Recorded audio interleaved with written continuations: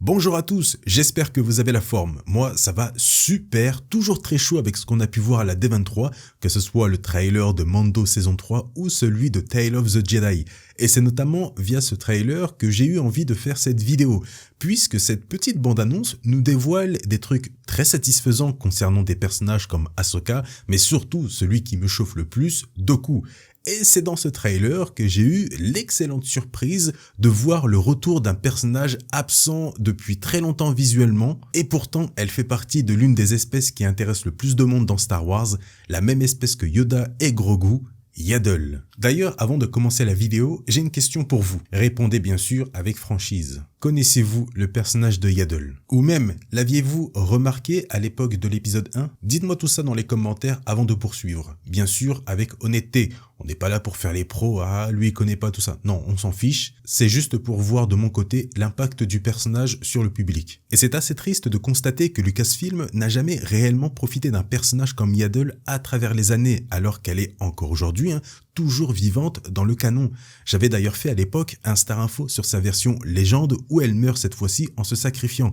Mais ce n'est pas le cas dans le canon encore une fois. Vous le savez aussi bien que moi je pense, mais l'espèce de Yoda est sûrement l'une des plus mystérieuses de Star Wars. Et lorsqu'on aperçoit aujourd'hui un membre de cette espèce, on pense forcément au fait que ce personnage va avoir une importance, comme avec Yoda ou Grogu. Mais ce n'est pas le cas de Yaddle qui a été relégué au simple stade de marionnette dans l'épisode 1 à l'époque, sans avoir aucun dialogue et peu d'apparitions, à un tel point que beaucoup aujourd'hui ne savent pas qui est Yaddle et ne l'ont même jamais remarqué au conseil à l'époque. En plus de ça, Yaddle est exceptionnelle pour 3 raisons. La première, comme je l'ai dit, elle fait partie de la très restreinte espèce de Yoda. Ça, c'est déjà incroyable. La deuxième raison, c'est une femelle de cette espèce, ce qui indique que l'espèce de Yoda possède bien 2 sexes distincts, comme les humains. Avant Yaddle, on n'avait encore jamais vu une femelle de cette même espèce. Et la troisième raison, c'est qu'elle fait partie, comme Yoda, du Haut Conseil Jedi, ce qui indique forcément un statut qui la différencie des autres maîtres de l'ordre pour avoir sa place. Et c'est peu de le dire, dans le lore, Yaddle est l'une des Jedi les plus sages de l'ordre, en plus d'être très vénérée au sein même de l'ordre Jedi à l'époque sur Coruscant. C'est pas rien. Et pour rajouter une quatrième raison, comme dans le Légende, Yaddle possède une panoplie de pouvoirs de la Force très inhabituelle, mais surtout peu connue. Elle est l'utilisatrice d'un des pouvoirs de la Force les plus violents et effrayants parmi les Jedi, un pouvoir tellement dangereux qu'il est interdit par le Conseil, le Morikro. Alors, je vous explique la définition du pouvoir tel qu'il est décrit dans le canon et non dans le Légende. L'explication est un peu plus complète dans le Légende.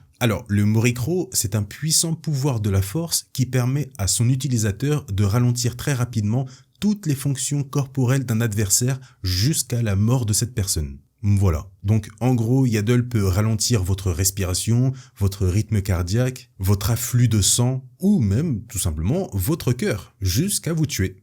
Voilà, c'est horrible. Mais malgré tout, ça reste un pouvoir du côté lumineux, mais bien sûr interdit par le Conseil, Yaddle étant l'une des rares à être autorisée à l'utiliser. Vous comprenez maintenant pourquoi ce personnage est exceptionnel et possède un potentiel de dingue pour être utilisé dans de prochaines productions Star Wars. Malheureusement, après l'épisode 1, Yaddle a complètement disparu et fut remplacé par Shakti au sein du Haut Conseil. Et depuis, plus aucune nouvelle dans le lore pour ce qui est du canon. On ne sait pas ce qu'elle est devenue. La seule chose qu'on sait, c'est qu'elle est logiquement toujours vivante, puisqu'elle n'a pas encore de mort. Ce qui veut dire qu'on pourrait toujours potentiellement voir le personnage dans de futures productions Star Wars, comme pourquoi pas une série en live action, comme pourquoi pas Mando saison 3 ou autre, bien sûr, attention, ou autre. C'est quand même très dommage, avec l'apparition de Grogu, de ne pas avoir utilisé le personnage de Yaddle pour créer une certaine connexion entre membres de la même espèce encore une fois très très rare. Imaginez la réaction de Grogu en voyant quelqu'un de la même espèce que lui. Bon, bien sûr, vu son âge avancé entre guillemets par rapport à son apparence, il a forcément dû voir au moins une fois Yoda à l'époque au temple Jedi. Mais la chose intéressante que je pourrais aussi dire, c'est que Grogu a très bien pu en réalité être sous la responsabilité de Yaddle. Je m'explique. Yaddle est très connue au temple Jedi, elle est vénérée, etc. Elle a quitté elle-même le conseil Jedi au commencement de la guerre des clones sans savoir la raison. Mais il faut savoir que Yaddle, comme Yoda, a formé beaucoup de Jedi et a toujours eu une responsabilité assez importante. D'ailleurs, Oppo Rancisis était l'apprenti de Yaddle. Et comme je l'ai dit, Yaddle a toujours eu une responsabilité assez importante. celle de s'occuper des initiés Jedi. Elle avait déjà ce poste à l'époque de la Haute République. Le fait qu'elle ait quitté le conseil pourrait correspondre à son souhait d'avoir plus de temps à consacrer aux initiés qu'elle a toujours adorés. Et parmi ces initiés, elle aurait très bien pu s'occuper de Grogu en particulier. Ce dernier étant de la même espèce, je pense que seul un autre membre de cette même espèce peut s'occuper de lui sur le long terme, sachant que contrairement aux autres, l'espèce de Yoda évolue très lentement, ce qui n'est pas très optimal pour un maître Jedi lambda de s'occuper de lui, puisque l'apprentissage devrait logiquement durer très longtemps, et ça seulement pour dépasser le stade d'initié et devenir un potentiel padawan. De base, on devient souvent un padawan vers l'âge de 11-12 ans, après avoir appris les bases en tant qu'initié, et si bien sûr on est choisi par un maître. Après bien sûr, il y a des cas où ça dépend l'espèce ou les performances de l'initié. On sait que Grogu, à l'époque de Mando, a approximativement 50 ans. Et il possède encore son statut d'enfant, entre guillemets. Et vous vous rendez compte le nombre de maîtres qu'il faudrait à Grogu au cours de sa vie pour dépasser le stade d'initié, puis de padawan et ensuite devenir un chevalier Jedi? D'ailleurs, il y a une phrase dite par Luke dans Book of Boba Fett qui est très jolie, mais triste à la fois concernant Grogu et la manière qu'a son espèce d'évoluer. Parce que Grogu, un court instant pour toi est une éternité pour n'importe qui d'autre. C'est tristement vrai, et cela indique bien que malgré tout, Grogu ne peut pas être formé ni vivre comme ses semblables initiés de l'ordre Jedi. C'est donc impossible selon moi qu'il ait un système de maître classique comme les autres Padawan, et selon moi, encore une fois, le seul moyen logique, c'est Yaddle. Pourquoi Yaddle et pas Yoda? Parce que lui est toujours au conseil, et il est dit dans l'excellent roman Maître et apprenti, qu'il n'est pas recommandé à un maître du conseil de prendre un padawan sauf à de très rares exceptions, pour la simple et bonne raison qu'un membre du conseil n'a pas réellement de temps à consacrer à un padawan à cause de ses responsabilités en tant que membre du conseil. Yaddle, ayant quitté le conseil, était donc tout à fait libre pour ça. Ça pourrait d'ailleurs même être la raison de l'abandon de sa place au conseil, pour s'occuper exclusivement de Grogu, étant la seule libre et qualifiée pour. C'est là qu'on en vient à son possible futur. Le fait de mettre Yaddle en lien avec Grogu n'est pas impossible ni incohérent. Cela donnerait une excellente opportunité au personnage de Yaddle d'enfin avoir son moment de gloire, mais aussi de nous donner quelques petites indications sur elle,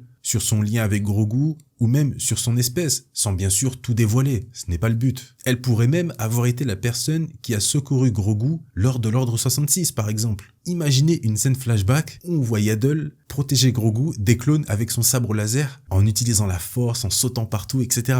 Ce serait dingue. Et en plus, tout ça pourrait nous donner une très belle scène de retrouvailles entre Yaddle et Grogu. Et même s'ils ne se connaissent pas, j'en doute beaucoup tout de même, voir Grogu découvrir qu'il n'est finalement pas le seul survivant de son espèce pourrait réveiller en lui d'autres facultés. Il n'y a que des bons points à l'apparition de Yaddle. Tellement de potentiel pour un personnage malheureusement oublié, même par ses créateurs. Bien heureusement, ils l'ont enfin déterré avec Tale of the Jedi où elle apparaît et devrait même se battre, ce qui est une première dans le canon.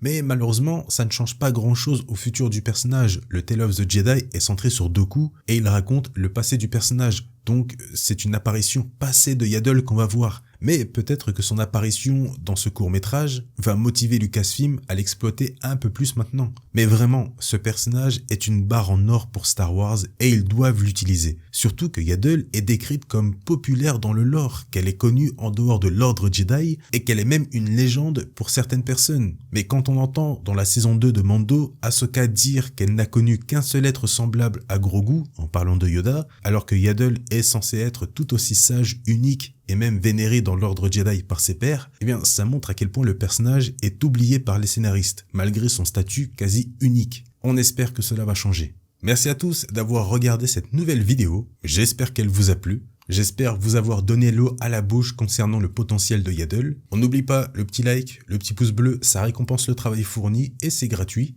Je compte sur vous. Le commentaire pour le référencement et répondre à la question du début concernant Yaddle. N'ayez pas peur, ne soyez pas timide. Je vous souhaite une très bonne journée ou une très bonne soirée. Prenez soin de vous et à la prochaine.